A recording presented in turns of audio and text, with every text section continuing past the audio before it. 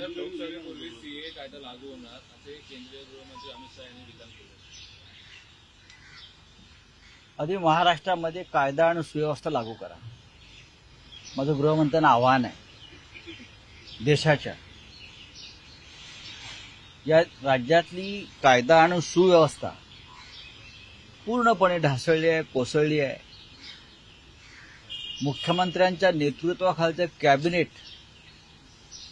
म्हणजे एक प्रकारे अंडरवर्ल्डची गँग चालवावी अशा प्रकारे चालवलं जात आहे. मी आजही एका मुख्यमंत्र्यांच्या गँगमधल्या एका गुंडाचा फोटो मी ट्वीट केलाय. आज भी किया है. लाल सिंह कौन है वो? लाल सिंह, जरा गृहमंत्री जी को बोलो. और मुख्यमंत्री के कार्यालय में, मुख्यमंत्र्यांच्या कार्यालयात असं महाराष्ट्र शासन आणि हे सगळे लोक तिथे समोर उभे आहेत. या राज्यामधली कायदा आणि सुव्यवस्था ही अत्यंत रसातळाला गेलेली आहे. हे जे अमित शहाजी जे काही नवीन कायदे वगैरे लावू इच्छित आहेत ते लावाल तुम्ही, पण आधी महाराष्ट्रामध्ये कायदा आणि सुव्यवस्थेवरती तुम्ही लक्ष घाला. आमची मागणी आहे, या मुख्यमंत्र्यांना आणि गृहमंत्र्यांना हे राज्य सांभाळणं कठीण झालंय, कारण गुंडांनी ताबा घेतलाय राज्याचा. त्याच्यामुळे इथे राष्ट्रपती राजवट लावावी अशी आमची मागणी आहे.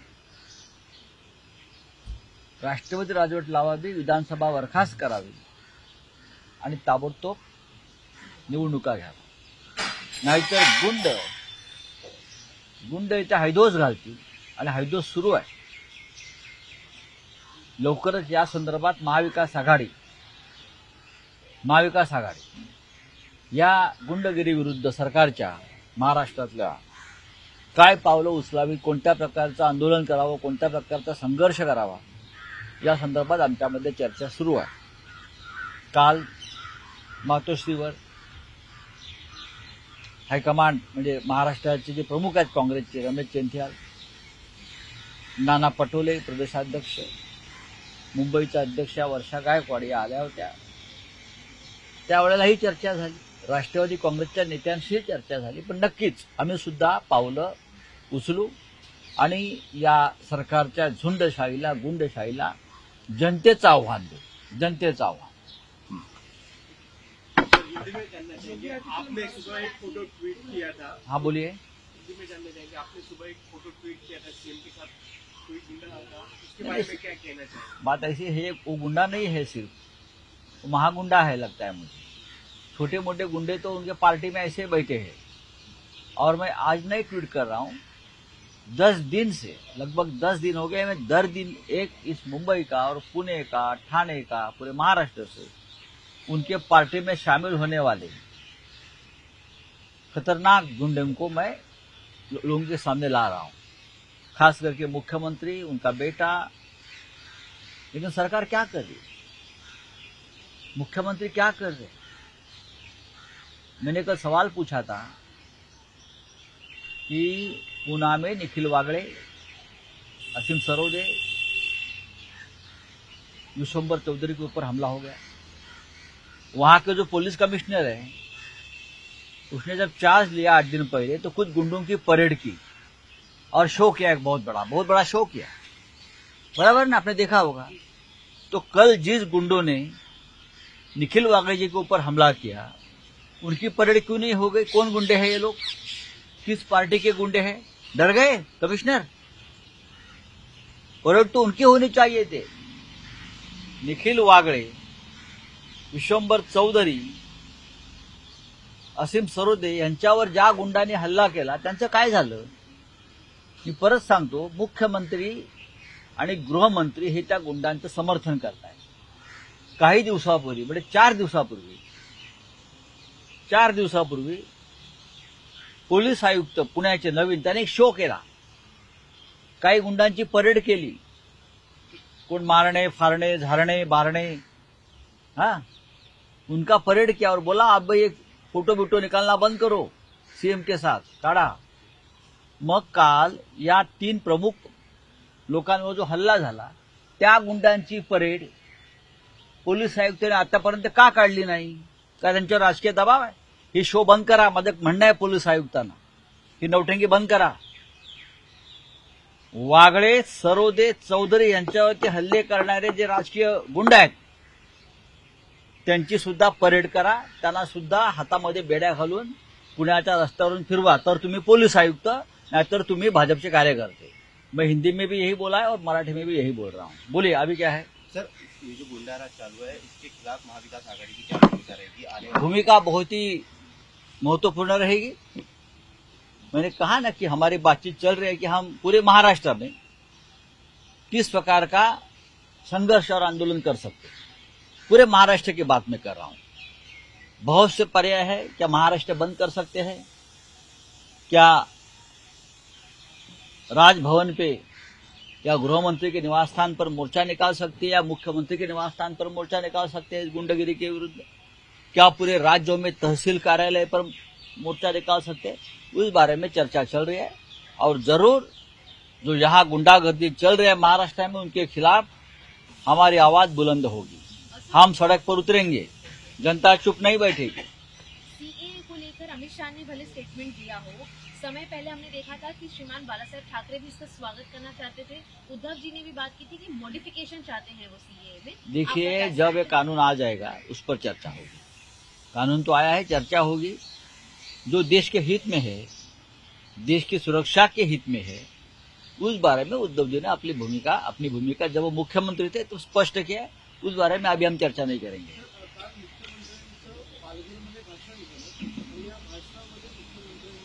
उद्धव ठाकरे यांना करमचंद जासूस असं म्हटलेलं आहे आणि सोबतच अचानक गाजर खाऊन त्यांना जाग आली, 2.5 वर्ष झोपले होते। बघा करमचंद जासूस मुख्यमंत्र्यांनी जे म्हटलंय उद्धवजींना, आता या फेकूचंदवरती कोण विश्वास ठेवणार? हे फेकूचंद आहेत, हे गुंडांचे सरदार आहेत, हे चोरांची टोळी चालवतायत, हे चोर मंडळ आहे त्यांचं, आणि त्या चोर मंडळांचे सरदार हे फेकूचंद आहेत। करमचंद जासूसला प्रतिष्ठा आहे या देशामध्ये। एकेकाळी करमचंद जासूसने या देशामध्ये खूप चांगलं काम केलंय, आपण पाहिलं असेल। तर जरा त्याने इतिहास आणि माहिती समजून घ्यावी आणि मग बोलावं। त्यासाठी थोडासा अभ्यास असावा लागतो, वाचन असावं लागतं। आसपास गुंड नव्हे तर विचारवंत बुद्धिवंत असावे लागतात। रोज 4 गुंडांबरोबर बैठका घेऊन बरं का बुद्धीचे दरवाजे उघडत नाहीत। महाराष्ट्राच्या मुख्यमंत्र्यांची परंपरा आहे, त्यांच्याबरोबर लेखक, विचारवंत, साहित्यिक, कवी आम्ही पाहिले आहेत, तंत्रज्ञ, शास्त्रज्ञ पाहिलेले आहेत, सामाजिक कार्यकर्ते पाहिले आहेत, यशवंतराव चव्हाणांपासून। पण आजच्या मुख्यमंत्र्याबरोबर खंडणीकर, चोर, बलात्कारी, अपहरणकर्ते, खुनी हे असल्यामुळे फेकूचंद जे आहेत आपले मुख्यमंत्री बरं का, त्यांना आसपास सगळे असे करमचंद दिसत आहेत। त्यांच्या बाजूला सगळे करमचंद आहेत, जे तुरुंगात असायला पाहिजे ते मुख्यमंत्र्यांबरोबर आहेत, लक्षात घ्या। त्याच्यामुळे त्यांना जळी तळी काष्टी चांगली माणसं घाबरवतात। आम्ही चांगली माणसं आहोत, आम्ही सज्जन माणसं आहोत। मुख्यमंत्री महाराष्ट्राचे माननीय उद्धव ठाकरे एक सभ्य, सुसंस्कृत, विद्वान, यांचं छायाचित्रण कलेमध्ये जागतिक नाव आहे। तुमचं कशात नाव आहे? विचारा ना जाऊन त्या मुख्यमंत्र्यांना, तुम्ही काय अशी कर्तबगारी बजावलेली आहे की ज्यांचं नाव आदराने घ्यावं तुमच्या एखाद्या कृतीचं आणि कार्याचं? सांगा। एक गंभीर राजनीतिक स्टंट किया है शिंदे गुट के विधायक संतोष बांगर ने। मालूम नहीं सर, स्कूल के बच्चों को मालूम नहीं मुझे, छोड़ सर, दीजिए। आमचे प्रश्न मोदींपर्यंत पोहोचत नाही असं शेतकऱ्यांनी म्हटलं। मोदींपर्यंत या देशाचे कोणतेच प्रश्न सुटत नाहीत, असं पोचत नाहीत। ते पोचवण्यासाठी राज्यातल्या सरकारला एक जाणीव आणि अभ्यास असावा लागतो, आणि देशाच्या प्रधानमंत्र्यांना सुद्धा ते स्वयंकेंद्रित आहेत, त्यांना शेतकऱ्यांचे प्रश्न समजून घेण्याची आवश्यकता असावी लागते। काल शेतकऱ्यांच्या प्रश्नावरती अभ्यास केलेले स्वामीनाथन यांना भारतरत्न दिलं, पण स्वामीनाथन आयोग लागू केला का जो शेतकरी मागतायत? स्वामीनाथन आयोगामध्ये अशा अनेक शिफारशी आहेत ज्या शेतकऱ्यांच्या हिताच्या आहेत। मिनिमम सपोर्ट प्राइस लागू केली, जी स्वामीनाथन आयोगाची शिफारस आहे। मोदींनी घोषणा केली होती शेतकऱ्यांचं इन्कम डबल करू, केलं का? हे सगळे फेकूचंद आहेत दिल्लीत आणि महाराष्ट्रात. त्याच्यामुळे शेतकऱ्यांचा आवाज त्यांच्यापर्यंत कधीच जाणार नाही. हे कानानं बहिरे आणि डोळ्यांना आंधळे झालेले हे राज्यकर्ते दिल्लीत आहेत आणि त्यांना आपल्याला बदलावं लागेल.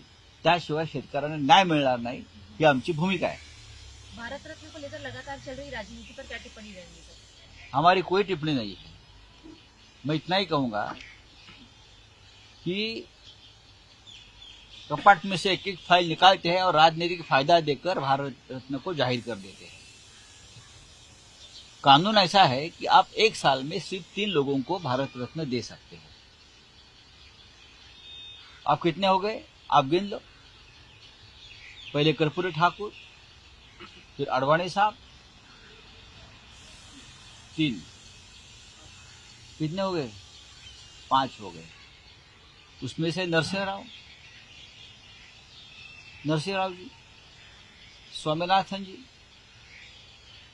और कौन सा नाम है याद है आपको? लोगों को नाम तक याद नहीं. भारत रत्न का मतलब क्या होता है? हाँ, भारत रत्न का मतलब चौधरी चरण सिंह जी, उनको भी दिया. ये सब राजनीतिक स्वार्थ के लिए ये भारत रत्न की खिलाफत चल रही है. राव साहब बहुत बड़े नेता थे, लेकिन यही राव साहब है जिनके खिलाफ भारतीय जनता पार्टी ने भ्रष्टाचार का सबसे बड़ा आरोप किया था. आपको मालूम होगा. तो आप उनको भारत रत्न दिया. चौधरी चरण सिंह जब गृह मंत्री थे तो चौधरी साहब ने कहा था अपने कार्यकर्ताओं को, राष्ट्रीय लोकदल के, अगर किसी के जिले में, गांव में मुझे आरएसएस की शाखा दिखी तो मैं उनके ऊपर एक्शन ले लूंगा. ये चौधरी चरण सिंह जी का एक विचार था, भूमिका थी. आपने उनको भारत रत्न दे दिया. क्यों? क्योंकि आपको वो जयंत चौधरी जो है, उनका पोता, उनको पार्टी में लाना है, उनको खुश करना है, उनका दिल जीतना है. स्वामीनाथन, क्या किया किसानों के लिए आपने? जो स्वामीनाथन की सिफारिश थी आपने लागू कर दी? नहीं. तो ये ढोंग बंद कर दीजिए. उत्तर पश्चिम सीट से संजय निरुपम आज शक्ति प्रदर्शन करने वाला. देखिए, अगर कोई शक्ति प्रदर्शन करता है किसी पार्टी का नेता या कार्यकर्ता, तो मैं क्या कर सकता हूं. लेकिन जिस सीट पर ये महाशय शक्ति प्रदर्शन कर रहे हैं वो सीट शिवसेना के पास है और वो सीट शिवसेना लड़ने जा रही है और हम लड़ेंगे और जीतेंगे. अब तक पूरी तरह से सीट शेयरिंग का फॉर्मूला सामने नहीं आया है, लेकिन लगभग कौन कितनी सीटें लड़ेगा ये तय हुआ है. उसमें जो सीट आप बोल रहे हो वो शिवसेना के पास है, इतना मैं बोल सकता हूँ. कोण? हो, ती युपीला कमी आणि महाराष्ट्रात जास्त असतात बरं का. उत्तर प्रदेशला कमी आणि महाराष्ट्रात त्यांचा मुक्काम जास्त असतो. असू द्या ना, महाराष्ट्र सगळ्यांचं स्वागत करतो, योगी साहेबांचंही करेल. महाराष्ट्र में खेला जा रहा है, किस तरीके से देखिए? संतों की भूमि पर लगातार लॉ एंड ऑर्डर बिगड़ा हुआ है, इसीलिए संतों का मेला लगा है और योगी आदित्यनाथ यहाँ पर आने दो. महाराष्ट्र संतों की भूमि है, आपको आना ही पड़ेगा. यहाँ लॉ एंड ऑर्डर जिस तरह से बिगड़ी है वो पहले दुरुस्त करो, फिर संतों का मेला ले लो. सर, एक आखिरी सवाल लेना चाहेंगे. एक लास्ट सवाल है, बहुत इंटरेस्टिंग है. पाकिस्तान के अंदर भी बैलेट पेपर जो है वो आगे आ रहा है, तो क्या लोकसभा चुनाव में मोदी सरकार भी बैलेट पेपर पे चुनाव लड़ने की तैयारी या चैलेंज को एक्सेप्ट करेगी?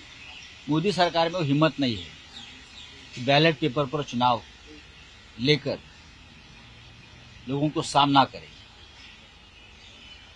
जब तक ईवीएम है तब तक मोदी और बीजेपी है. जिस दिन ईवीएम गया मोदी जी गए.